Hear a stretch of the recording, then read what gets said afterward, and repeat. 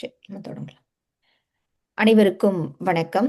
கொக்கரக்கோ இலக்கிய வட்டத்தின் மூன்றாவது நிகழ்ச்சி. தொடர்ந்து நாம் சிறுகதைகளை பார்த்து கொண்டு வருகின்றோம். இலக்கியம் சார்ந்த பல நகர்வுகளை கொக்கரக்கோ இலக்கிய வட்டம் முன்னெடுத்து வருகின்றது. அதன் தொடர்ச்சியாக இந்த மாதம் நம்மிடையே உரையாற்ற இருக்கின்றார் எழுத்தாளர் தாமரை செல்வி அவர்கள்.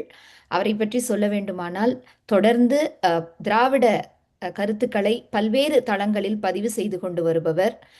சிறந்த எழுத்தாளர். காமன் சென்ஸ் மேகசினில் பல கட்டுரைகள் அவர்கள் எழுதியிருக்கின்றார்கள்.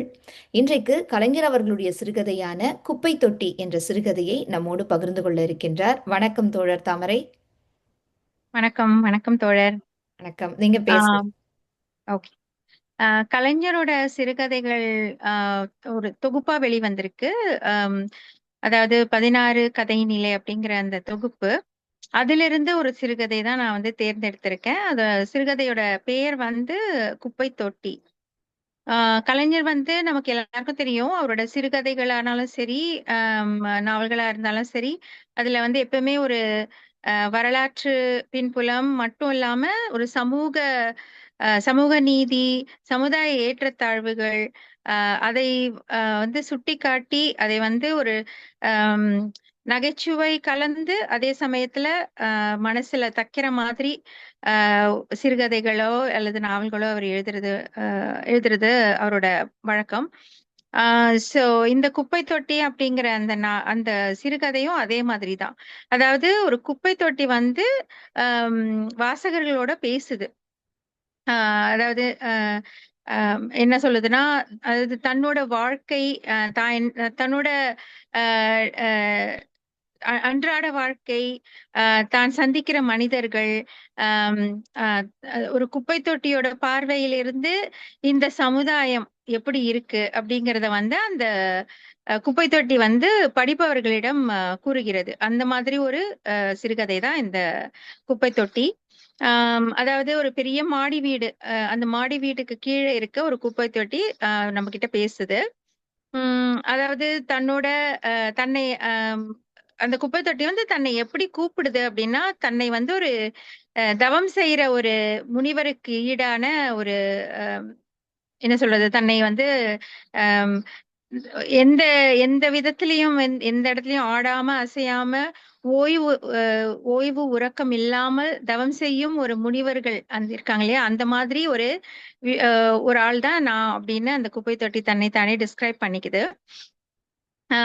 அதாவது ஆம், அஹ், முனிவர்கள் கூட வந்து அவங்கள வந்து டிஸ்டர்ப் பண்றதுக்கு, அவங்களோட தவத்தை கலைக்கிறதுக்கு வந்து நம்ம புராணங்கள்ல வந்து பல வகையான பாத்திர படைப்புகள் உண்டு அப்படின்னு சொல்லிட்டு என்ன சொல்லுதுன்னா, என்னோட குப்பை தொட்டியில வந்து அதாவது என்னோட வயிற்றில், அந்த குப்பை தொட்டி என்ன சொல்லுதுன்னா, என்னோட வயிற்றில் ஒரு பழைய கிழிஞ்சு போன ஒரு புராணம் அது வந்து என்னோட வயிற்றுல வந்து விழுந்துச்சு.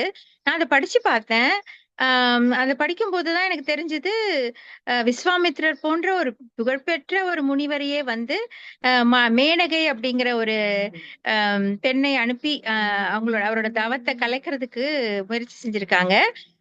அதாவது அதை எழுதி வச்சிருக்காங்க. அந்த எழுதுனதை படிச்ச உடனே அந்த குப்பை தொட்டி வந்து என்ன சொன்னதுன்னா, ஆஹ் அதாவது இந்த மாதிரி ஒரு காமரசம் சொட்ட சொட்ட புராணம் இருக்கு அப்படிங்கிறது எனக்கு அப்பதான் தெரியும் அப்படின்னு சொல்லுது. அது படிச்சுட்டு இருக்கும் போதே என்னால வந்து அந்த இன்ட்ரெஸ்ட் தாங்க முடியாம நான் அது படிச்சுட்டு இருக்கும் போதே என்ன ஆயிடுச்சுன்னா, குப்பை வண்டி அந்த லாரி வந்து என்னோட குப்பை தொட்டியில இருந்த அந்த இதெல்லாத்தையும் எடுத்துட்டு போயிருது.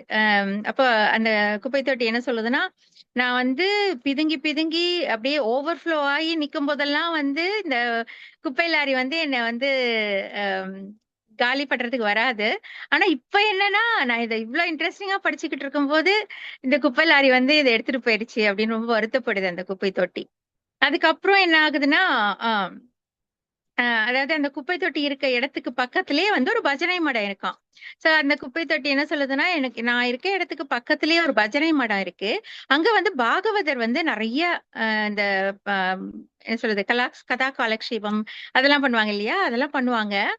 ஆனா பாத்தீங்கன்னா, இந்த என்னோட வயிற்றில் வந்து விழக்கூடிய அந்த புராணங்களை படிக்கும்போது, ஆம், இந்த பாகவதர் வந்து எந்த அளவுக்கு நாசூக்கா அந்த புராணத்துல இருக்க ஆம், காம களியாட்டங்கள், இந்த மோசமான போர்ன் மாதிரி இருக்க விஷயங்கள் எல்லாம் வந்து ஃபில்டர் பண்ணிட்டு ரொம்ப நாசூக்கா வந்து பாகவதர் இந்த கதையெல்லாம் சொல்றாரு அப்படின்னு சொல்லி அந்த பாகவதம், இந்த கதா காலக்ஷேபம் இதெல்லாம் வந்து எப்படி ஆம், அதாவது மூடி மறைச்சு நாசுக்கா சொல்லி அதன் மூலமா மக்களை வந்து எப்படி ஆம், மயக்குறாங்க அப்படின்னு சொல்லிட்டு ஒரு என்ன சொல்றது, அந்த இடத்துல வந்து நகைச்சுவையோட அந்த குப்பை தொட்டி வந்து நமக்கு வந்து சொல்லுது.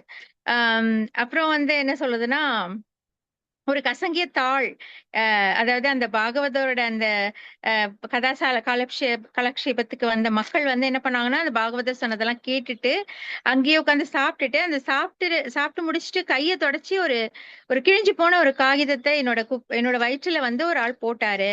அந்த கிழிஞ்சு போன காகிதம் வந்து என்னது அப்படின்னு சொல்லி நான் எடுத்து பார்த்தா, அது வந்து ஒரு ஆம், ஒரு பெண்ணோட பிரார்த்தனை அந்த காகிதத்துல இருக்கு. அந்த பெண்ணோட பிரார்த்தனை என்ன அப்படின்னு சொல்லிட்டு நான் வந்து படிக்க ஆரம்பிச்சேன். பெண்ணோட பிரார்த்தனை அப்படின்னா அதுல வந்து எதுவும் இந்த மாதிரி போர்னோகிராஃபிக்கா இந்த ரொம்ப காமரசம் சொட்ட சொட்டெல்லாம் இருக்காது அப்படின்னு தானே நீங்க நினைப்பீங்க. ஆனா அதுதான் தவறு அப்படின்னு சொல்லிட்டு என்ன சொல்லுதுன்னா, இதுல வந்து அந்த அந்த அதாவது அந்த அஹ், ஆம், அந்த டிஸ்கிரிப்ஷன் ஆஃப் த ரூம், அதாவது அந்த ஒரு அறையில ஒரு பெண் வந்து இருக்காங்க. அவங்களுக்கு அந்த அறையில வந்து ஒரு குத்து விளக்கு எரியுது. ஒரு அழகான ஒரு கட்டில் மேல, அந்த கட்டில் மெத்தை மேல அந்த பெண் வந்து படுத்திருக்காங்க. படுத்துக்கிட்டு அவங்க வந்து இந்த கவிதையை எழுதியிருக்காங்க. அப்படின்னு சொல்லிட்டு என்ன சொல்ற, அதுல அந்த என்ன எழுதியிருக்குன்னா, அது வந்து ஆண்டாளோட பாசுரம். இது வந்து அந்த காலத்துல ஒரு பாட்டா கூட வந்திருக்குன்னு நினைக்கிறேன். இந்த ஆண்டாள் பாசுரத்தை தான் வந்து குத்துவிளக்கெரிய ஆஹ் அப்படின்னு சொல்லிட்டு ஒரு பாட்டாவே எழுதி வச்சிருக்காங்க. ஒரு சினிமா பாட்டும் வந்திருக்கு அத பேஸ் பண்ணி. சோ இத வந்து அந்த குப்பை தொட்டி வந்து படிச்சு காமிக்குது. அந்த ஆண்டாள் பாசுரத்தை படிச்சு காமிச்சிட்டு ஆஹ் இத படிக்க படிக்க இந்த பாசுரத்துல இருக்க அந்த காமரசம் சொட்ட சொட்ட இருக்கிறத நான் படிக்கும்போது எனக்கு வந்து என்ன தோணுதுன்னா, நான் இப்படி தனியா இருக்கேனே, என் பக்கத்துல ஒரு பெண் குப்பை தொட்டி இருக்கக்கூடாதா? அது அது அந்த மாதிரி ஒரு பெண் குப்பை தொட்டி இருந்துச்சுன்னா நான் இந்நேரம் வந்து அந்த பெண் குப்பை தொட்டியை வந்து கொஞ்சி அதோட வந்து காதல் ரசம் சொட்ட சொட்ட பேசி இருப்பேன். அத வந்து அதாவது கண்மணியே அப்படின்னு சொல்லாம குப்பை மணியே அப்படின்னு கூப்பிட்டு நான் அதை வந்து கொஞ்சி இருப்பேன் அப்படின்னு சொல்லிட்டு வருத்தப்படுது அந்த குப்பை தொட்டி. அதுக்கப்புறம் வந்து அந்த அந்த இதை வந்து அந்த சூழ்நிலைய வந்து எப்படி டிஸ்கிரைப் பண்ணுது குப்பை தொட்டினா, அதாவது எனக்கே குப்பை தொட்டியான எனக்கே வந்து இத படிச்சுட்டு இப்பவே எனக்கு ஒரு துணை வேணும், இல்லைன்னா நான் பைத்தியக்கார விடுதிக்கு தான் போகணும் அப்படின்னு எனக்கு தோணுது. இது ஃபுல்லா படிக்கிறவங்களுக்கு அவங்களோட மனநிலை எப்படி இருக்கும் அப்படின்னு சொல்லிட்டு it's wondering with it self. அதுக்கப்புறம் என்ன சொல்லுதுன்னா, குப்பை தொட்டி வந்து என்னோட என்னோட வயிற்றுல வந்து சமுதாயத்துல இருக்க பல கழிவுகள் வந்து என்னோட வயிற்றுல போடப்படுது. சில சமயம் ஆம், மீதம் இருக்க உணவுப் பொருட்கள் என்னோட வயிற்றுல வந்து விழுது. சில சமயம் பாத்தீங்கன்னா செத்த எலி இந்த மாதிரி எல்லாம் என்னோட வயிற்றுல வந்து விழும். அப்போ வந்து நான் வந்து எப்பதான் குப்பை லாரி வந்து இதை வந்து காலி பண்ணும் அப்படின்னு சொல்லிட்டு என்னோட மூக்க பிடிச்சுக்கிட்டே இருப்பேன். சில சமயம் என்ன ஆகும்னா, விஸ்கி பிராண்டி, இது மூடி அந்த அதாவது இந்த இந்த கதை எழுதப்பட்ட காலகட்டம் வந்து மதுவிலக்கு இருந்த காலகட்டம். சோ என்ன சொல்றாருன்னா, அந்த குப்பை தொட்டி என்ன சொல்லுதுன்னா, என்னோட இந்த இந்த இந்த தெருல இருக்க ஒரு வீட்ல இருந்து, ஒரு மாடி வீட்ல இருந்து ஒரு பையன், ஒரு வேலைக்கார பையன் தினமும் நைட்டு இந்த விஸ்கி பிராண்டி பாட்டில் மூடிய கொண்டு வந்து என்னோட வயித்துல போடுறான். எனக்கு வந்து ஒரே பயமா இருக்கு.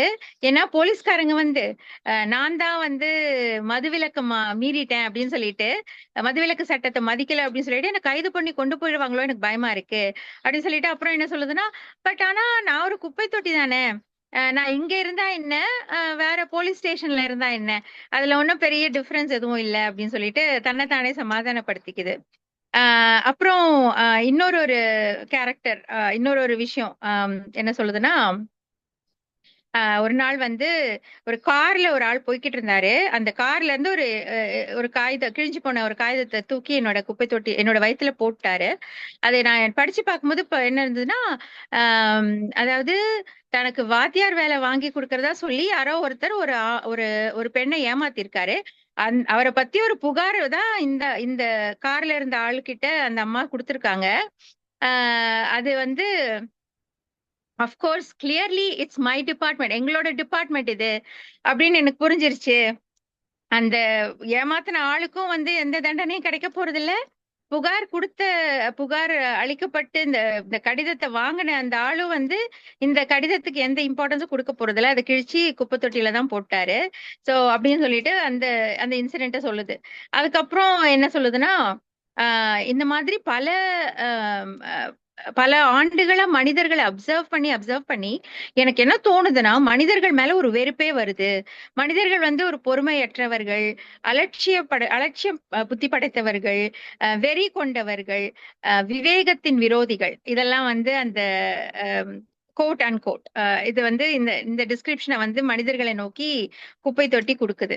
அதுக்கப்புறம் என்ன சொல்லுதுன்னா, எனக்கு வந்து அதே மாதிரி மனிதர்கள் நன்றி மறந்தவர்களும் கூட.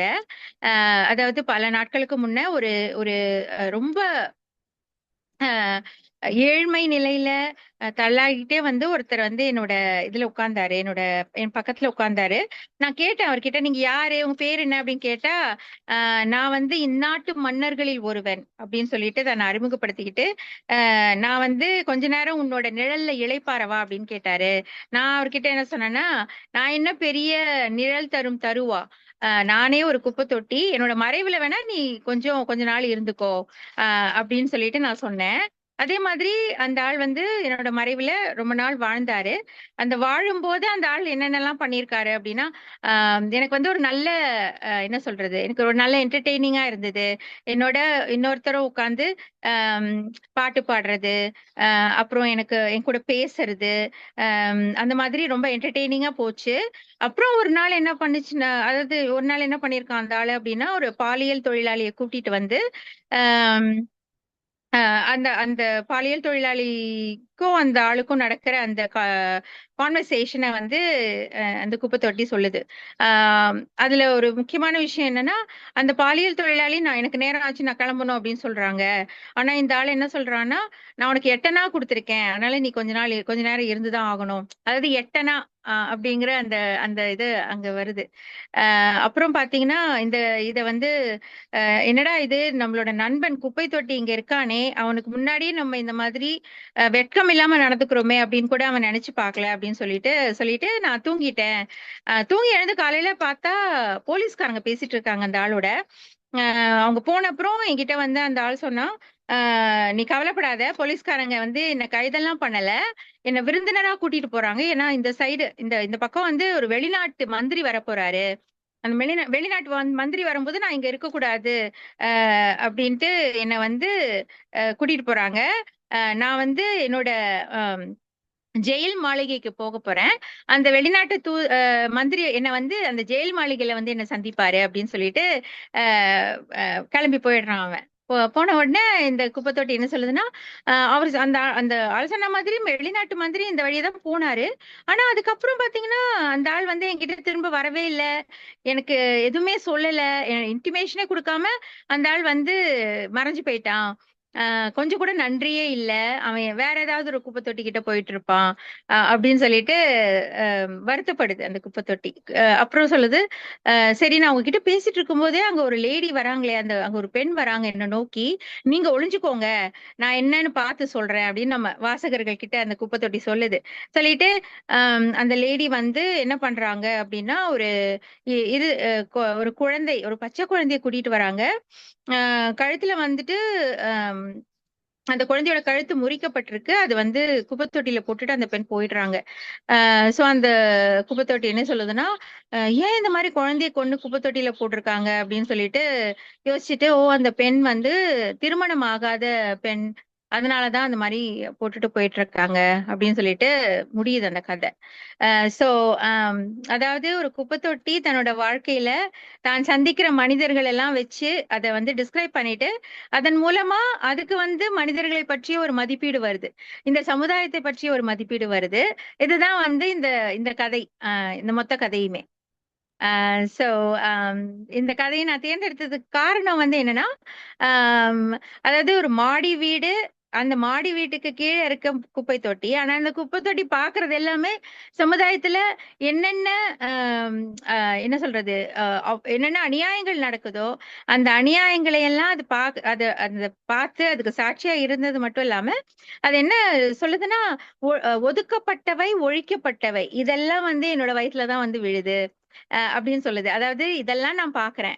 முக்கியமா நான் வந்து இந்த சமுதாயத்துல வந்து ஒதுக்கப்பட்டவை ஒழிக்கப்பட்டவை எல்லாம் என்னோட வயிற்றுலதான் வந்து விழுது. சோ நான் இந்த மாதிரி விஷயங்களை தான் நான் அதிகமா பாக்குறேன். அப்படின்னு சொல்லும்போது என்ன தெரியுது, அதாவது அந்த மாடி அண்ட் கீழே இருக்கவங்க அந்த அந்த ஆம், என்ன சொல்றது, அந்த டிஸ்கனெக்ட்னு சொல்லுவாங்க இல்லையா சமுதாயத்துல. அத வந்து அவர் வந்து கலைஞர் வந்து இந்த இந்த கதையின் மூலமா அவ்வளவு அழகா சொல்லியிருக்காரு அப்படின்னு நான் நினைக்கிறேன். மிக்க நன்றி தாமரை. ரொம்ப சிறப்பா ம். அந்த கதையை வந்து நீங்க சொன்னீங்க. கலைஞர் வந்து நிறைய கவிதைகள் எழுதியிருப்பாரு, நம்ம படிச்சிருப்போம். அவருடைய சிறுகதைகளை வந்து நம்ம படிக்கிறதுக்கு தனியா நேரம் ஒதுக்கணும், நம்ம ஏற்கனவே பேசியிருக்கோம். ஆமா, அதுல வந்து ஒரு முக்கியமான சிறுகதையா நம்ம குப்பை தொட்டிய சொல்லலாம். ஏன்னா ஆமா. முதல்ல வந்து அதோடைய கற்பனை, அதாவது ஒரு குப்பை தொட்டின்றது ஒரு அக்ரிணை, அதுக்கு உயிர் இல்ல. ஆனா அதை வச்சு இந்த சமுதாயத்துக்கு அவர் ஒரு கருத்து சொல்றார் அந்த கதையின் மூலமா. அந்த இடத்துல வந்து ரொம்ப நல்லா இருந்தது. ஒரு குப்பை தொட்டிக்குள்ள அதனுடைய சிந்தனை எப்படி இருக்கும் அப்படின்றது. நீங்க சொன்ன மாதிரி ஒதுக்கப்பட்டவை ஒழிக்கப்பட்டவை எல்லாம் என்னுடைய வயிற்றுக்குள்ள தான் வந்து விழுது. அது அவர் முதல்ல சொன்ன அந்த விதமும், ஒரு பெரிய மாளிகை இல்ல ஒரு பெரிய வீட்டுக்கு கீழே ஒரு குப்பை தொட்டி இருக்கு. ம். அப்ப அங்கேயே வந்து ஒரு ஏற்றத்தாழ்வ சொல்ற ஒரு சொல்றது. இது கலைஞருடைய எல்லா கதைகள்லயும் ஒரு மரம் பூத்தது அப்படின்னு ஒரு கதை இருக்கும். அது வந்து ஒரு குறுங்கதை அது. அதுல கூட நம்ம ஒரு எப்படி சொல்றது, ஒரு ஸ்கிரீன் பிளே வந்து இருந்துகிட்டே இருக்கும். ம். அது வந்து கலைஞருடைய ஒரு முக்கியமான ஒரு அஹ், அவருடைய கதைகள்ல இருக்கக்கூடிய முக்கியமான ஒரு அம்சமா நம்ம பார்க்கலாம். அப்படிதான் இந்த இதுலயும் ஒரு ஓப்பனிங் அவர் கொடுக்குறாரு. ஒரு மாளிகை, அதுக்கப்புறம் ஒரு குப்பை தொட்டி, அப்புறம் முதல்ல புராணங்கள்லாம் எப்படி, புராண ஆமா, அது வந்து புராண உண்மையிலேயே ரொம்ப புரட்டுகள். நகைச்சுவை. ஆமா. ஆமா. அதாவது அதுல என்ன விளக்குறாருன்னா, அத வந்து அவர் எக்ஸ்பிளிசிட்டா சொல்லல வார்த்தைகளால. ஆனா அவர் வந்து எப்படி விளக்குறாருன்னா, எப்படி புராணங்களின் மூலமா மதத்திற்கு மக்களை வந்து அதாவது முதல்ல அவங்கள வந்து ஈர்க்கணும். அந்த ஈர்க்கிறதுக்கான விஷயங்களை அதுல வச்சு அதன் மூலமா ஈர்த்து அதுக்கப்புறமா அந்த புராணங்கள் மூலமா அந்த வந்து மதத்துக்கு அடிமையாக்குறாங்க. யோசிக்கிற அந்த சக்தியை வந்து மக்கள் இழக்கிறாங்க அப்படிங்கிறத அதன் மூலமா அவர் விளக்குறாரு. கண்டிப்பா. நம்ம தொடர்ந்து பேசலாம். ஆனா நெறைய தோழர்களும் இணைஞ்சிருக்கிறாங்க. அவங்களுடைய கருத்துக்களையும் நாம கேட்போம். முதல்ல தோழர் முத்துக்குமார், உங்களுடைய கருத்துக்கள். வணக்கம் தோழர். இது வந்து ஒரு நல்ல ஒரு சிறப்பான ஒரு ஒரு நல்ல ஒரு கதை சொல்லின்னு சொல்லலாம். ஒரு நல்ல கதை சொல்லியா வந்து நீங்க நல்லா சொல்லியிருக்கீங்க இந்த கதை. ஸோ இதுல நன்றி இருந்து தோழர். நான் ஒரு ஒரு ரெண்டு மூணு விஷயங்கள் நான் சொல்லணும்னு விருப்பப்படுறேன். அதாவது நீங்க சொன்னீங்க ஒதுக்கப்பட்டவை, ஒழிக்கப்பட்டவை அப்படின்னு சொல்லிட்டு. அதாவது நான் அந்த கதையை எப்படி பாக்குறேன் அப்படின்னா, மாடி வீடு, கீழே வந்து குப்பை தொட்டி. இந்த ஏற்றத்தாழ்வு என்ன ஏற்றத்தாழ்வா இருக்கு அப்படின்னா, வர்க்க ஏற்றத்தாழ்வா நான் பாக்குறேன். ஒருத்தன் வந்து பொருளாதாரத்துல உயரத்துல இருக்கவன் எவனா இருந்தாலும் தன்னுடைய கழிவுகள் எல்லாத்தையும் கொண்டு வந்து வர்க்கத்துல கீழே இருக்கவங்கள்ட்ட தான் வந்து கொட்டுறான், பொருளாதாரத்துல உயர்ந்த இடத்துல இருக்கணும். சோ இது வந்து ஒரு ஒரு ஒதுக்கப்பட்டவை ஒழிக்கப்பட்டவை அப்படின்றது வர்க்க பேதத்துல நான் பாக்குறேன். இதே இன்னொரு விஷயத்துல நான் என்ன பாக்குறேன்னா, ஒடுக்கப்பட்டவையா பாக்குறேன். ஒடுக்கப்பட்ட கழிவுகளும், அதாவது ஒடுக்கப்பட்டவர்கள் மீதான நம்மளுடைய வன்மத்தை தீர்த்துக்கக்கூடிய, சாதியினுடைய ஆதிக்கத்தில் இருக்கவங்களுடைய ம். வன்மத்தை தீர்க்கக்கூடிய கழிவுகள், அந்த வார்த்தைகள், அந்த அந்த கழிவு சொற்கள் எல்லாமே யாரு மேல வந்து விழுகுது அப்படின்னா, தாழ்த்தப்பட்ட மக்கள் மீது வந்து விழுகுது. இப்ப நீங்க சொல்லியிருப்பீங்க, அந்த அந்த கதையில வந்து ஆண்டாள் பாசுரத்தை பாடியிருப்பாங்க. நல்ல ஒரு இது உதாரணம் சொல்லியிருப்பாரு. பெண்கள் வந்து காமரசம் இல்லாதவர்களா அப்படின்னு நான் நினைச்சுக்கிட்டு இருந்தேன். ஆனா பெண்களுக்குள்ளும் காமம் இருக்குன்றத நான் அந்த பத்திய படிச்சதுக்கு அப்புறம் தான் தெரிஞ்சுக்கிட்டேன் அப்படின்றதுல. அதுக்கு ஏன் வந்து கலைஞர் வந்து ஆண்டாள் ரெஃபரன்ஸ்ல இருந்து வர்றாரு அப்படின்னா, புராண கதையிலேயே வந்துட்டு இன்னைக்கு வரைக்குமே பெண்கள் மீது ஒரு புனிதம் கற்பிக்கப்பட்டுள்ளது.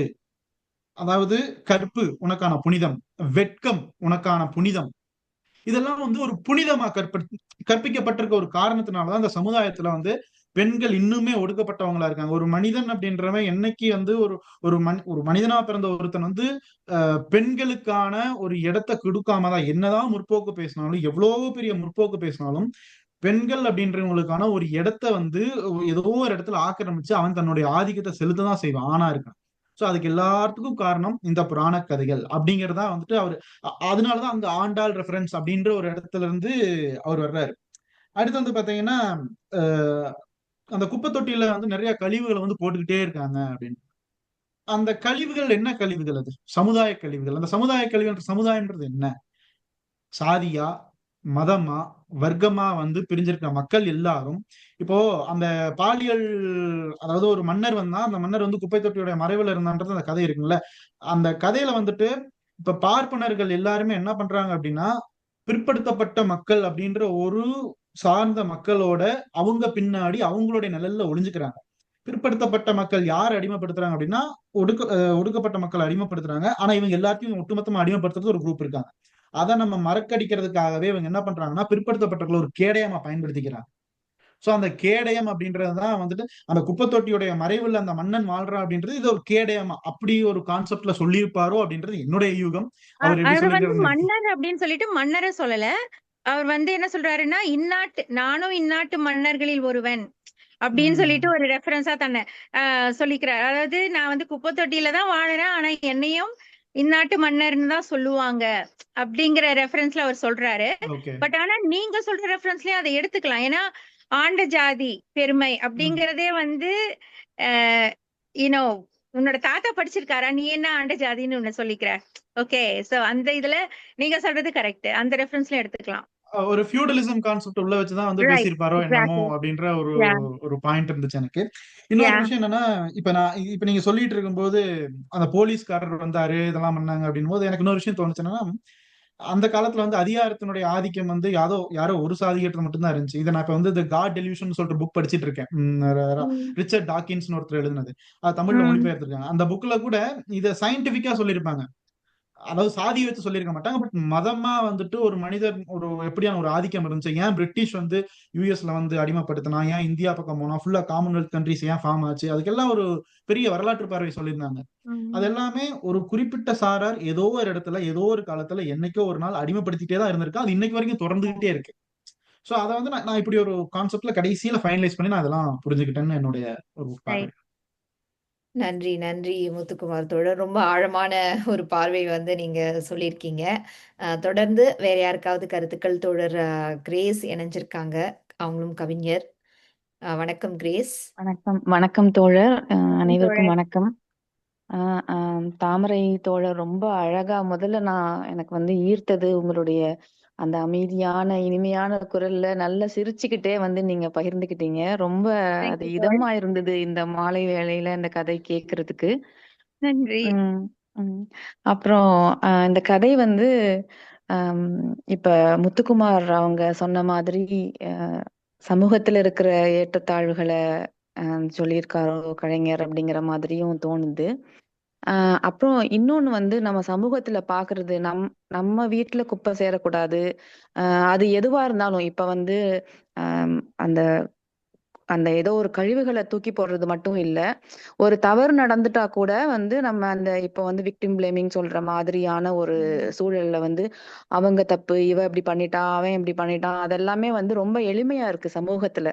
இப்ப இந்த குப்பை தொட்டி வந்து இந்த கதையில நீங்க சொன்னீங்க, ஒரு செத்த எலியை தூக்கி போட்டுட்டா அது வந்து எனக்கு தாங்க முடியாது, எப்ப எடுத்துட்டு போயிடுவாங்கன்னு நான் காத்துட்டு இருப்பேன்னு ஒரு குப்பை தொட்டி சொல்றதா அது வந்து எழுதியிருக்கிற அந்த ஒரு சிந்தனை வந்து எனக்கு ரொம்ப ஆஹா அப்படின்னு இருந்துச்சு. ஏன்னா நம்ம அது யோசிக்கவே மாட்டோம், ஐயோ நாறுது இதை தூக்கி போடுங்க குப்பை தொட்டியிலன்னு போட்டுட்டு நம்ம மறந்துடுவோம்.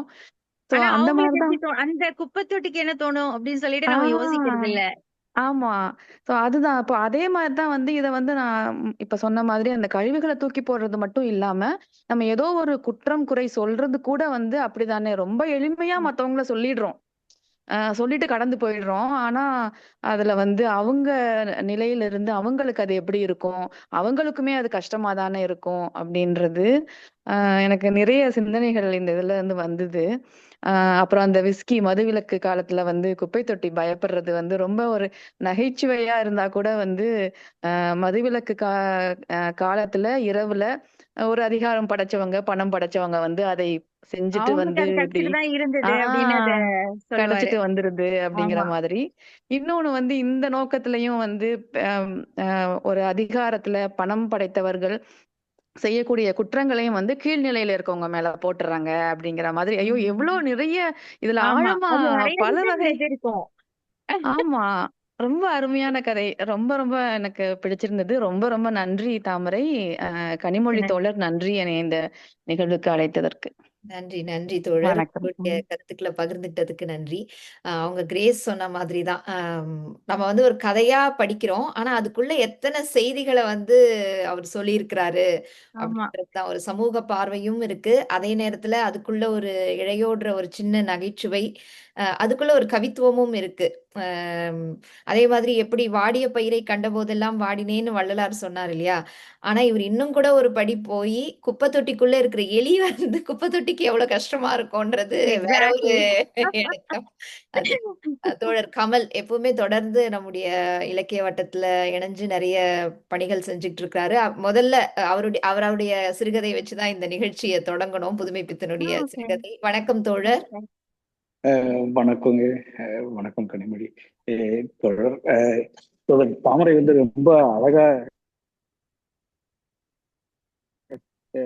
கதையை சொன்னாங்க. அதை கேட்கறதுக்கு வந்து ரொம்ப நல்லா இருந்தது. அவங்களுடைய கதை சொல்லும் விதம் மிக எளிமையாகவும் இனிமையாகவும் இருந்தது. அப்புறம் வந்து இந்த நீங்க இந்த தலைப்பு, அதாவது இந்த கலைஞரோட கதையை எடுத்ததே வந்து ஒரு மிகப்பெரிய புரட்சின்னு தான் சொல்லுவேன். ஏன்னா உங்க வாய்ஸ் பிரேக் ஆகுது. வந்து ஆமா தோழர், கேக்கல. இப்ப கேக்குதுங்களா? இப்ப கேக்குது. ஓகேங்க. இல்ல, இப்ப நிறைய இலக்கிய வட்டங்கள்ல வந்து கலைஞர் அவர்களுடைய கதையோ இல்ல அறிஞர் அண்ணா அவர்களுடைய கதையோ பேசுறது வந்து அதுல பிரச்சாரங்கள் இருக்குது. அதாவது நவீன இலக்கியங்கள் வந்து ரொம்ப அப்டிராக்டா இருக்கணும் அப்படின்னு ஒரு ஒப்பீனியன் இருக்கு. அது வந்து எனக்கு வந்து அந்த கருத்துல உடன்பாடு இல்லை. ஆனா நீங்க அதை வந்து உங்களை மாதிரி கதை சொல்லிகள் இந்த மாதிரி கதைகளை சொல்லும் பொழுது, பல கூட்டங்கள்ல சொல்லும் பொழுது வந்து மக்களுக்கு வந்து ஒரு விழிப்புணர்வு வரும் அப்படின்னு நான் நம்புறேன். அந்த கதையில அந்த பார்வையில வந்து இந்த கதை வந்து ரொம்ப, உங்களுடைய இன்றைய கதை வந்து ரொம்ப முக்கியமானது. நிறைய விஷயங்களை வந்து தெரிஞ்சுக்க உதவுனது. ஏன்னா நம்ம தனியா ஒரு கதையை பார்த்தோம்னா நம்ம பல விஷயங்களை பல ஹிடன் லேயர்ஸ் வந்து கொஞ்சம் தெரியாது. இன்னைக்கு வந்து நீங்க சொல்லும் போது அதுல இருந்து வந்து தோழர் முத்துக்குமார் வந்து அடுத்த உள்ள சில புரிதல்களை சொல்லும் பொழுது ரொம்ப அருமையா இருந்தது. மிக சிறப்பான நிகழ்வுங்க. ரொம்ப நன்றிங்க. நன்றி நன்றி நன்றி தோழர். நன்றி. தாமரை தோழர், உங்களுக்கு ஏதாவது கருத்துக்கள் இருக்குங்களா? என்னோட கருத்து அப்படின்னா, லைக் இந்த குப்பை தொட்டி அப்படிங்கிற இந்த ஷார்ட் ஸ்டோரி, நீங்க வந்து அது படிக்கும்போது, நீங்க முதல் தடவை படிக்கும் போதா இருந்தாலும் சரி, 10வது தடவை படிக்கும் போதா இருந்தாலும் சரி, உங்களுக்கு வந்து குறியீடுன்னு சொல்லுவாங்க இல்லையா, ஒரு நியூவான்சஸ்ல ஒரு ஒரு செய்தி, ஒரு குறியீடு, அது வந்து குறியீடை வந்து முதல்ல வந்து கலைஞர் தான் துவக்கி வச்சிருக்காரு. எக்ஸாக்ட்லி. அது வந்து ஒரு தடவையும் உங்களுக்கு வேற வேற தோணும். அது ஒரே மாதிரியே உங்களுக்கு தோணாது. டிஃப்ரெண்ட் மீனிங் இருக்கும், டிஃப்ரெண்டான ஒரு நியூவான்ஸ் இருக்கும். அதுல வந்து உங்களுக்கு அந்த நகைச்சுவையிலேயே வந்து உங்களுக்கு இத வந்து முதல் தடவை படிக்கும்போது நகைச்சுவை இருக்க ஒரு ஒரு சூழ்நிலை, அடுத்த தடவை படிக்கும்போது உங்களுக்கு வந்து இது நகைச்சுவையா இருந்தாலும் இது எவ்வளவு உண்மை அப்படின்னு உங்களோட மனசை தைக்கும். சோ இந்த மாதிரி ஒரு சிறுகதை எழுதுறது பாத்தீங்கன்னா இட்ஸ் வெரி டிஃபிகல்ட். ஒரு சாதாரண குடும்ப சிறுகதையோ அல்லது ஒரு முழுக்க முழுக்க ஒரு நகைச்சுவை சிறுகதையோ அந்த மாதிரி எழுதுறது நான் எளிமைன்னு சொல்லல, பட் ஆனா இட்ஸ் டிஃப்ரெண்ட் இல்ல. ஒரு ஜானர்ல எழுதிட்டு போயிடலாம். ஆனா சிறுகதைன்னு எடுத்துக்கிட்டு அதுல வந்து இந்த மாதிரி பல ஆழமான செய்திகளை என்டர்டெய்னிங்கா கொடுக்கறது. சோகமா பிழிஞ்செடுக்காம உங்களை வந்துட்டு அப்படியே ஒரு டிப்ரெஸ்ட் இதுக்கு கொண்டு போகாம, அதே சமயத்துல சமுதாயத்துல இருக்க அநியாயங்கள், சமுதாயத்துல இருக்க ஏற்றத்தாழ்வுகளை அவர் வந்து ரொம்ப சிறப்பா சொல்லியிருக்காரு. எனக்கு இதுல வந்து தோழர் கமல் சொன்ன மாதிரி என்னோட பார்வையில, அதாவது நான் சின்ன வயசுல இருந்து பல கதைகள் படிச்சுட்டு தான், நான் கதைகள் அதிகமா படிச்சிருக்கேன். அதாவது எப்படின்னா, இந்த ட்ரெயின்ல வித்துட்டு வர அந்த பாக்கெட் நாவல்னு சொல்லுவாங்க, அதுல இருந்து நாவல்கள், தொடர்கதைகள், பத்திரிகை தொடர்கதைகள், சிறுகதைகள், பல கதைகள் படிச்சிருக்கேன். புகழ்பெற்றவர்களோடது அல்லது ஆரம்ப எழுத்தாளர்கள், அந்த மாதிரி நிறைய. நான் வந்து என்னோட காலேஜ் ஸ்கூல் சமயத்துல அந்த மாதிரி நான் படிச்சிருக்கேன். சோ எனக்கு என்னால வந்து இத்தனை நிறைய எழுத்தாளர்களோட இதை படிச்சதுனால என்னால சில எழுத்தாளர்களோடது வந்து படிக்க முடியும். சில எழுத்தாளர்களோடது வந்து மிக புகழ்பெற்றவர்களா இருந்தாலும், இலக்கியத்தின் என்ன சொல்றது, உச்சியில இருந்தாலுமே எனக்கு வந்து சில எழுத்தாளர்களோட எழுத்துக்கள் அவ்வளவு ஈர்த்தது கிடையாது. சோ நீங்க அது வந்து ஒரு டிஃப்ரெண்டான பாயிண்ட் ஆஃப் வியூ. ஆனா இவங்கெல்லாம் திராவிட எழுத்தாளர்கள், இவங்கெல்லாம் வந்து பிரச்சார எழுத்து தான் எழுதுறாங்க அப்படின்னு சொல்லி ஒதுக்கி வைக்கிறது இருக்கு இல்லையா, அது வந்து I'm totally against it. I think it's என்ன சொல்றது, எப்படி சாதி பாகுபாடு, சாதி ஒடுக்குமுறை எப்படி இருக்கோ அதே மாதிரி இது ஒரு சமுதாய இலக்கிய ஒடுக்குமுறைன்னு சொல்லலாம். இலக்கியத்துல வந்து ஒரு குறிப்பிட்ட சாராரை ஒடுக்குதல் அல்லது ஒதுக்குதல். ஏன் அப்படின்னா, இவங்க எழுதுற மாதிரி ஒரு இம்பாக்ட்ஃபுல்லா மத்தவங்களால எழுத முடியல. ஏன்னா அவங்களுக்கு ஒரு கொள்கை இல்ல. இவங்க வந்து ஒரு கொள்கையை மையப்படுத்தி அந்த கொள்கையில இருந்து வந்து எழுதுறாங்க. சோ அவங்களால வந்து இவ்வளவு எஃபெக்டிவா எழுத முடியுது. அந்த செய்தி வந்து மக்களை போய் எஃபெக்டிவா சென்றடையுது. சோ அதை தடுக்கிற ஒரு இதுதான் வந்து என்ன சொல்றதுன்னா, அந்த மேட்டிமை தன்மையோட திராவிட எழுத்தாளர்கள் எல்லாம் பிரச்சார எழுத்து எழுதுறவங்க அப்படின்னு சொல்றது. சோ இது வந்து எனக்கு சுத்தமா உடன்பாடு இல்ல. அண்ட் கலைஞரா இருந்தாலும் சரி, அறிஞர் அண்ணாவோட கதைகளா இருந்தாலும் சரி, இந்த மாதிரி பல என்ன சொல்றது, ஒரு ட்ரையான இதுவாவே இருக்காது. ஆனா அதுல அவ்வளோ செய்திகள் புதிஞ்சிருக்கும். இதுதான் என்னோட தாழ்மையான ஒரு கருத்து. இல்ல தமிழ் சிறுகதை சொல்லுங்க சொல்லுங்க. அதான் தோழர் இப்ப சொன்ன மாதிரி இப்ப ரீசெண்டான ஒரு இஷ்யூ வந்து நான் வந்து கம்பேர் பண்றேன். இப்ப தோழர் சொன்ன மாதிரி திராவிட இயக்க எழுத்தாளர்களை வந்து ஒதுக்குறாங்கன்னு சொல்றாங்கல்ல. இப்ப ரீசெண்டா வந்து வைரமுத்துக்கு ஞானபீடம் விருது கொடுத்ததை கூட ஜெயமோகன் விமர்சிச்சு அவ்வளவு ஒரு வன்மத்தை கொட்டி எழுதியிருக்காரு. அவ்வளவு ஒரு வன்மத்தை கொட்டி பேசியிருக்காரு. அவர் வந்து எப்படின்னா, பொன்னியின் செல்வன்ல பார்ப்பனர்களுக்கு ஆதரவாக ஒரு ஸ்கிரீன் பிளே எழுதின ஜெயமோகன் அவருடைய நம்மளுடைய இலக்கிய அறிவு, அவருடைய இலக்கிய அறிவு அதெல்லாம் நம்ம வந்து எதுவுமே கம்பேர் பண்ண கிடையாதுங்க. ஏன்னா அவர் நல்ல ஒரு இலக்கியத்துல அறிவா இருக்காருன்னு நம்ம ஒத்துக்கோமே. ஆனா அந்த இலக்கியத்தை வச்சு அவர் என்ன பண்றாரு அப்படின்னா, அது ஒரு ஒரு பார்ப்பனியத்தை ஆதரிக்கக்கூடிய ஒரு எழுத்துக்களை மட்டுமே தொடர்கதையாகவும் நாவலாகவும் தொடர்ந்து பல கட்டுரைகள் பல இதழ்களில் எழுதி வந்துள்ளார் அப்படின்றது. அதை வந்து இப்ப வைரமுத்து வாங்கினோடனே அவருக்கு அது ஒரு எரிச்சல் உண்டாக்குது தெரியுங்களா. வைரமுத்து வந்து இப்போ அவர் வந்து ஒண்ணு இல்ல, வைரமுத்து வந்து இப்ப 3ஆம் உலக போர் ஆகட்டும், இல்ல கள்ளிக்காட்டு இதிகாசம் ஆகட்டும், இல்ல தண்ணீர் தேசம், இதெல்லாம் எழுதுனது எல்லாமே ஒரு நாவல்ஸ். இதுல நம்ம வந்து அரசியலா பார்க்கணுமான்னு கேட்டா எஸ், அரசியல் இருக்கு அதுல. அந்த அரசியல் எல்லாமே யாரோட அரசியலா இருக்கு அப்படின்னா எளியோருடைய அரசியலா இருக்கு. எளியோர்கள் எவ்வளவு கஷ்டப்பட்டாங்க அப்படின்றதுக்கான ஒரு ஒரு வெளிப்பாடா அவர் வந்து எழுதியிருக்காரு. ஆனா அத இவர் வந்து எப்படி விமர்சிக்கிறார் அப்படின்னா, ஜெயமோகன் வந்து அவர் வந்து இந்த திராவிட சித்தாந்தத்துல அது எழுதியிருக்காரு அப்படின்ற ஒரு காழ்ப்புணர்ச்சியில வந்துட்டு அதை ஒரு பெரிய விமர்சனமா வச்சிருக்காரு. இப்ப ரீசெண்டா கூட பார்த்தேன்.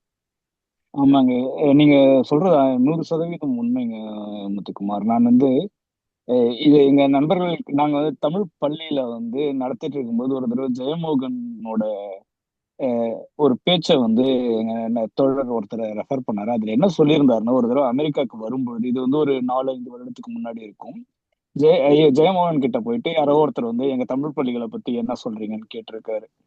அவர் வந்து சோ ரூட், அதாவது வந்து உங்க ஒப்பீனியன்ல உண்மை இருக்கலாம், பொய் இருக்கலாம். என்ன சொன்னாருன்னா வந்து, நீங்க என்னதான் பண்ணாலும் தமிழ் வளராது, தமிழ் அழிஞ்சு போயிடும். நீங்க பண்றதெல்லாம் வந்து இந்த இந்த விழலுக்கு இறைத்த நீர் அந்த மாதிரி வீணான போன ஒர்க்கை பண்ணிட்டு இருக்கீங்க. ஏன்னா வந்து இந்த பிள்ளைங்க வந்து அமெரிக்க சமூகத்துல வந்து அங்கதான் மெர்ஜ் ஆவாங்க. அந்த மாதிரி அதாவது வந்து very harsh right wing opinion அப்படின்னு சொல்லலாம். அதுல வந்து கொஞ்சம் கஷ்டம் தாங்க. அதாவது வந்து ஒரு சில அதாவது என்னன்னா வந்து தமிழை வந்து பிள்ளைங்களுக்கு நாம வந்து எழுத கொடுக்குறோம், படிக்க கத்துக் கொடுக்குறோம். ஆனா தொடர்ந்து அவங்க வந்து காலேஜ் எல்லாம் போகும்போது தொடர முடியுமான்ற கேள்வி வந்து நமக்கு இருக்கதான் செய்யுது எல்லாருக்கும். ஆனா வந்து அத வந்து இவர் வந்து ஜெயமோகன் சொன்னது எப்படின்னா வந்து நம்ம தமிழ் பணியை வந்து அவமதிக்கிற மாதிரி பேசினார். அந்த ஒரு வித்தியாசம் இருக்கு இல்லைங்களா? நம்ம வந்து வாலண்டியர் ஒர்க் பண்றது அவமதிக்கிற மாதிரி பேசினார். இது மாதிரி வந்து பல இடங்கள்ல தமிழ அவருக்கு மனசுல பட்டதை பேசுன்ற பேர்ல தமிழை தாழ்த்தி அது தமிழ், அதாவது நம்ம தமிழ் மேல இருக்கின்ற பற்ற அவர் வந்து வெறியா பாக்குறாரு. அப்படிப்பட்ட ஒருவர் இன்னைக்கு வைரமுத்து கிடைச்ச உடனே தமிழை வளர்க்குற, இது தமிழுக்கு அவமானம்னு பேசும்பொழுது, நீ நோ நீ இது மாதிரி என்ன பண்ணிட்டு இருந்த நாங்க பார்த்திருக்கோம், உன்னோட விமர்சனம் நான் பார்த்திருக்கோம். இன்னைக்கு வந்து வைரமுத்து கிடைச்ச உடனே வந்து இலக்கியத்துக்கு அவமானம் சொல்லியிருந்தா கூட வந்து நான் வந்து ஒன்லி லிட்ரேச்சரை மட்டும் பேசுறாருன்னு சொல்லலாம். ஆனா வந்து இது தமிழுக்கு நேர்ந்த அவமானம் அப்படின்லாம் வந்து ஜெயமோகன் வந்து வரம்பு மீறி தான் பேசியிருந்தாரு. அது மாதிரி வந்து நீங்க யாரு டிஃபைன் பண்றதுக்கு, அதாவது ஞானபீடம் அது ஞானபீடத்துக்கு இருக்கு. அது கூட பாத்தீங்கன்னா அந்த விமர்சனத்துல பாத்தீங்கன்னா அந்த ஞானபீட விருது கொடுக்கறவங்கள பத்திலாம் அவங்க வந்து பெருசா பேச மாட்டாங்க, சொல்லல. இது நீங்க வந்து ஒரு நான் சொல்றேன்னா இதுக்கு பின்னாடி வைரமுத்து அரசியல் பண்ணியே வாங்கி இருக்கட்டுமே, தன்னுடைய ஒரு இருக்கட்டும். அரசியல் அதிகாரம் எல்லாத்தையும் வச்சுமே வாங்கி இருக்கட்டுமே. இன்னைக்கு தேதிக்கு இளையராஜா வந்து பிஜேபியில சேர்ந்துட்டார் அப்படின்றதுக்காக நம்ம அவரை ஒதுக்கிட முடியாது. இப்ப எஸ்பி கண்டிப்பா பாலசுப்ரமணியம் மாதிரியான ஆட்கள் வந்து இளையராஜா காலில் விழுந்து போறதெல்லாம் வந்துட்டு இது பெரிய ஒரு மாற்றம், இது ஒரு புரட்சி தான் நான் சொல்லுவேன். அவர் பிஜேபியில சேர்ந்துட்டார் அப்படின்றதுக்காக அவருடைய அரசியல் பார்வையை தான் விமர்சிக்கணுமே தவிர அவர் இசை காற்றிய பங்கை விமர்சிக்க கூடாது. கண்டிப்பா இவங்க வந்து என்ன பண்றாங்க அப்படின்னா வைரமுத்து அதே கேட்டகரியில தான் வச்சு பாக்குறாங்க. கண்டிப்பாங்க.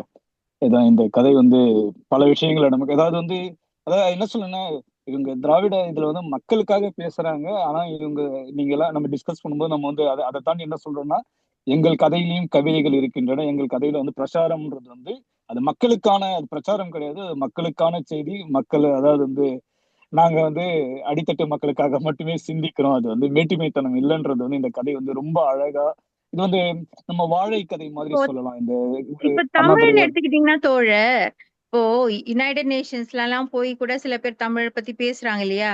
அப்ப எந்த கோட் சொல்றாங்க? யாதும் ஊரே யாவரும் கேளீர், அதுதான் வந்து ஆமா எல்லாரும் சொல்றாங்க. அதுவே ஒரு பிரச்சாரம் தானே? அதுதானே ஆமா அங்க நிலைத்து நிக்குது. ஏன்னா அது சொல்ற செய்தி. இலக்கியம் வந்து அதுதானே. இலக்கியத்தோட இது என்ன சொல்றது, பர்பஸ் என்ன? ஜஸ்ட் வேற என்டர்டெய்னிங்கா? இல்லல்ல. இல்ல அப்படிங்கறத என்னோட கேள்வி. இவங்க கண்டிப்பா இந்த மாதிரி சொல்றதுல ஒரு பேஸ், ஒரு என்ன சொல்றது, ஒரு ஃபவுண்டேஷனே இல்ல. ஃபவுண்டேஷன் இல்லாத ஒரு ஆர்குமெண்ட் நான் சொல்ல வரேன். இல்ல, தமிழ் சிறுகதைகளை நாம எடுத்துக்கிட்டா நீங்க முதல்ல சொன்னீங்கல்ல, ரொம்ப ஒரு நிறைய கதைகள் ஒரு டிப்ரெஷனுக்கு கொண்டு போற அளவுல தான் எழுதுவாங்க. ஆனா அதுதான் அந்த சிறுகதையோட இலக்கிய விதின்னு ஒண்ணு சொல்றாங்க, இலக்கணம். அதுக்கான இலக்கணம் நீங்க ஏதோ ஒரு எமோஷனை எடுத்துக்கிட்டு அதுக்குள்ள வந்து அந்த கதையை வந்து நீங்க பின்னிக்கிட்டே இருக்கணும்ட்டு. நிறைய பேர் அது நல்ல வாய்ப்போ கெட்ட வாய்ப்போ சோகத்தை மட்டும்தான் நம்முடைய சிறுகதைகள்ல நிறைய பேர் எடுக்கிறாங்க. அதாவது அந்த நம்ம சுற்றி நடக்கிற ஏதோ ஒரு சோகமான விஷயத்த அது அந்த கதைக்குள்ள பின்றாங்க. நீங்க புதுமை பித்தனோட செல்லம்மாள் படிச்சாலும் அப்படிதான் இருக்கும், ரொம்ப சோகமா தான் இருக்கும். ஆனா அஹ், ஒரு உணர்வுகள்ன்றது வெறும் சோகம் மட்டுமா? நிறைய உணர்வுகள் இருக்கு Exactly. இல்லையா? Yeah. அப்போ மற்ற உணர்வுகளை தமிழ் சிறுகதை உலகத்துல அவ்வளவா கையாளல அப்படின்றது என்னுடைய ஒரு எண்ணம். நம்ம நிறைய படிக்கும் பொழுது அதுதான் எனக்கு வந்து பிரதானமா தோணும். இப்போ கலைஞர் எழுதின இந்த குப்பை தொட்டி, அது வந்து நீங்க சமூகத்துல இருக்கிற பிரச்சனைகளை பேசலையா? அந்த கடைசியா அந்த குழந்தைய வந்து போட்டுட்டு அந்த பெண் போறது, அந்த இடத்துல அந்த சிறுகதை டச் தான் அது. ஆனா அவங்க அதை ஆமா. ஒத்துக்க மாட்டாங்க. அத ஒரு நகைச்சுவையோட சில இடங்கள்ல சொல்லி ஏன்னா படிக்கிறவங்களுக்கு ஒரு தொய்வு ஏற்படக்கூடாது. Right. இது ஒரு யுக்தி, இது ஒரு Right. யுக்தி. ஆனா இந்த யுக்தி வந்து இந்த இலக்கணத்துக்குள்ள வராது, சிறுகதை இலக்கணத்துக்குள்ள வராது அப்படின்றதுதான் அதாவது பொது நீரோட்டத்துல இருக்கக்கூடிய இலக்கியவாதிகள் சொல்றது. அது பொது நீரோட்டம்ன்றது யார்? அவங்கதான் கட்டமைக்கிறாங்க. அதுல வந்து மாற்று கருத்து இல்ல. ஆமா. அந்த பொது நீரோட்டத்துக்குள்ள இருக்கக்கூடிய இது இப்படிதான் கதைனா இருக்கணும், கதையில வந்து இந்த இலக்கணத்துக்குள்ள உட்பட்டு வரணும். இப்ப சில கதைகள்லாம் நம்மளால ஒரு ஒரு தடவைக்கு மேல படிக்க முடியாது. ஆனா செவ்வாழை கதையை நீங்க எத்தனை தடவை படிச்சாலும் அது அதேதான். வந்து ஒரு ரொம்ப ஆழமா சொல்ற ஒரு ஒரு அந்த ஃபியூடல் சிஸ்டத்தை போட்டு உடைக்கிற ஒரு கதை தான் அது. அதுக்குள்ள ஒரு சோகம் கண்டிப்பா இருக்கும். அந்த குழந்தைங்க வந்து அந்த வாழைக்காக எதிர்பார்த்துக்கிட்டே இருக்கும், கடைசி வரைக்கும் உம் கிடைக்கலன்றது அவ்வளவு ஒரு ஆமா. வலி அது. ஆனா அத வந்து பிரச்சார நெடி இருக்குன்னு எப்படி சொல்லுவாங்க இவங்க? Exactly. அப்போ இவங்க இவங்க எழுதுறதுலயும் பிரச்சார நெடி இருக்கு. அது என்ன பிரச்சாரம்ன்றது தான் இப்ப பிரச்சனை. நீ மக்களுக்கான பரப்புரை பண்றீங்களா, இல்ல உங்க மதம் சம்பந்தமா நீங்க வந்து பரப்புரை செஞ்சுக்கிறீங்களா அப்படின்ற அந்த ஒரு இதுதான் இருக்கு அதுக்குள்ள. அதே மாதிரி கலைஞர் எதுனா நலாயினி அதை பத்தி நம்ம ஒரு ஒரு இது கண்டிப்பா பண்ணணும்னு நினைக்கிறேன். அதுவும் பாத்தீங்கன்னா அதே மாதிரிதான். அது பாத்தீங்கன்னா உங்களுக்கு வந்துட்டு சுத்தமா உங்களுக்கு அதுல வந்து ஒரு ரொம்ப என்ன சொல்றது, தொய்வில்லாத ஒரு நடையோட போகும். ஆனா வார்த்தைக்கு வார்த்தை ஒரு ஒரு வாக்கியத்துக்கு வாக்கியம் வந்து நமக்கு ஒரு செய்தியை சொல்லிக்கிட்டே இருக்கும். அதாவது இது அது எழுதப்பட்ட நேரத்துல அது வந்து எவ்வளவு பெரிய அதிர்வலைகளை ஏற்படுத்தணும் இல்லைங்களா? கண்டிப்பா அந்த காலகட்டத்துல அவங்க நலாயினிய பத்தி அவர் அப்படி எழுதியிருக்காரு அப்படின்னா இட்ஸ் இட்ஸ் ஜஸ்ட் அமேசிங். இத வந்து கண்டிப்பா கலைஞரை வந்து பொறுத்த நான் வரைக்கும் சொல்றேன், பெண் எழுத்தாளர்கள் சிலரை விடவே ஆம், எனக்கு வந்து கலைஞர் தான் வந்து எப்படி எனக்கு வந்து பெரியார் தான் சிறந்த சிந்தனையாளர் பெண் அப்படின்னா விடுதலையாளரா எனக்கு தோணும். அதே மாதிரிதான் எனக்கு கலைஞரையும் தோணும். எல்லாரையும் விட தமிழ் இலக்கிய உலகத்துல வந்து பெண்களுக்கு வந்து இந்த மாதிரி ஒரு ஃபுல்லா ஒரு பெண்ணாவே நினைச்சு எழுதினது அந்த மாதிரி கலைஞர் தான் பண்ணியிருக்காருன்னு நான் நினைக்கிறேன். தன்னையே ஒரு பெண்ணா நினைச்சு அந்த அடுத்த உணர்வுகளை. வர நிறைய அமர்வுகள்ல நம்ம மீண்டும் ஆமா, கலைஞரோட ஒரு சிறுகதை எடுத்து கண்டிப்பா பண்ணுவோம். கண்டிப்பா. கலந்து கொண்ட அத்துணை தோழர்களுக்கும் நன்றி. ஏன்னா நமக்கு வந்து கிட்டத்தட்ட நம்ம 1 மணி நேரத்தை தொட நேரம். போறோம். ஆமா. மிகுந்த மகிழ்ச்சி. ரொம்ப சிறப்பான கலைஞர் அவர்களுடைய சிறுகதையை வந்து பகிர்ந்துகிட்டீங்க. நம்ம அடுத்த மாதம் மற்றொரு சிறுகதையோடு உங்களை சந்திக்கிறோம். நன்றி, வணக்கம். நன்றி தோழர், நன்றி நன்றி. தோழர், நன்றி. அதே மாதிரி ஏப்ரல் 19 வந்துட்டு நம்ம ஆர்கனைஸ் பண்ற புத்தக வாசிப்பு ஒண்ணு நன்றி. இருக்கு, வாசகர் வட்டத்துல. அதுலயும் இங்க வந்திருக்க தோழர்கள் தவறாம கலந்துக்கிட்டு உங்களுடைய கருத்துக்களை பகிர்ந்துக்கணும்னு கேட்டுக்கிறேன். ஏன்னா அது புத்தகம் வாசிப்பு, நான் நான் அந்த புத்தகம் வாசிச்சுட்டு இருக்கேன். அதை கண்டிப்பா. பத்தி நான் எக்ஸ்பிளைன் பண்றேன். அதை நீங்க எல்லாரும் வந்து கலந்து கொண்டு உங்களுடைய கருத்துக்களை சொல்லுங்க. குரூப்ல நான் புத்தகம் அனுப்பியிருக்கேன், படிச்சுட்டு நீங்க உங்களுடைய கருத்துக்களை வந்து சொல்லுங்க தோழர் எல்லாரும். நன்றி, நன்றி தோழர்.